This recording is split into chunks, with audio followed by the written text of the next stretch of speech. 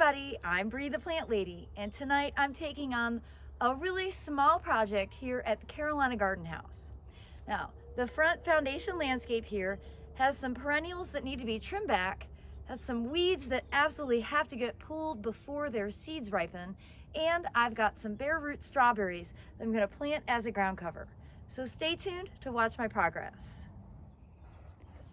So here we've got a big patch of Phlox paniculata bright eyes, and I just need to cut those old stems down. Of course, you can see some chickweed and some other kind of undesirable plants in here.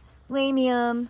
Got a great stand of Chandler strawberries here, and I'm going to trim back these muhly grasses and trim back these Gina phlox and the milkweeds, and then I'm going to get all of this chickweed and lamium pulled out. And then this is where I'm going to concentrate the bare root strawberries so that they will be a ground cover in here as well. And that's going to basically eliminate weed pressure and reduce our need for having to mulch this bed.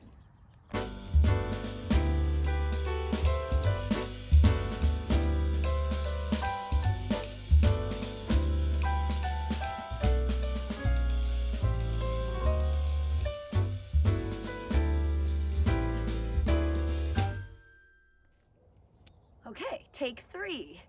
I'm really good at cutting my head off. So now that the bed is weeded and cut back, I'm just taking this bundle of bare root strawberries and I'm separating them into individual plants. And with my favorite tool ever, the hand mattock, I'm just digging some holes and I will just drop the plants in. I'm spacing them about a foot apart.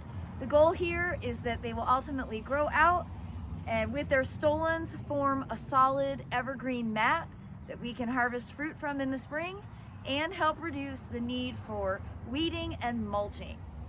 Now, we have rain in the forecast and I'm not going to fertilize until these start to actively grow. So once I get these planted, this job is complete. Okay, so I know I said that was the last step, but because I'm me and I can't help myself, I'm also going to take this opportunity to go ahead and direct seed some nasturtium. Now, I bought the nasturtium and the strawberries from Bell's Seed down in Fayetteville, North Carolina, fabulous garden center. And here in North Carolina, we have a really limited window for successfully growing and flowering nasturtium. They're not tolerant of our summer temperatures and they're not cold hardy for our winter temperatures. So because we've got a nice long mild stretch in the forecast, not saying we're not going to get frosted again, but what do I have to lose? You know, these weren't very expensive, so I'm going to go ahead and get the nasturtium sown throughout here as well. Now, my trick for growing nasturtiums from seed to really help increase the germination rate is to soak them in hot tap water for about 20 or 30 minutes before you plant the seeds. This really just helps hydrate the seed and make the seed coat expand, and that ensures that the plants will germinate. You have to think that seeds that are in packets at a garden center have been on the shelf for a relatively long amount of time and they dry out very quickly. So when you have larger seeds like nasturtiums, soaking them in hot tap water for about a half an hour is really the best recommendation. Okay, with the pointy end of my favorite tool, I'm literally just going to open up some holes and I'm going to drop the seeds right in. This is a really easy process. Just like that, cover it back up. So go ahead and get all of these done and then I can call this project complete.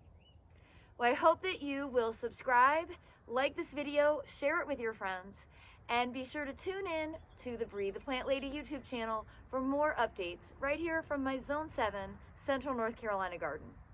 Thanks so much for watching, everybody.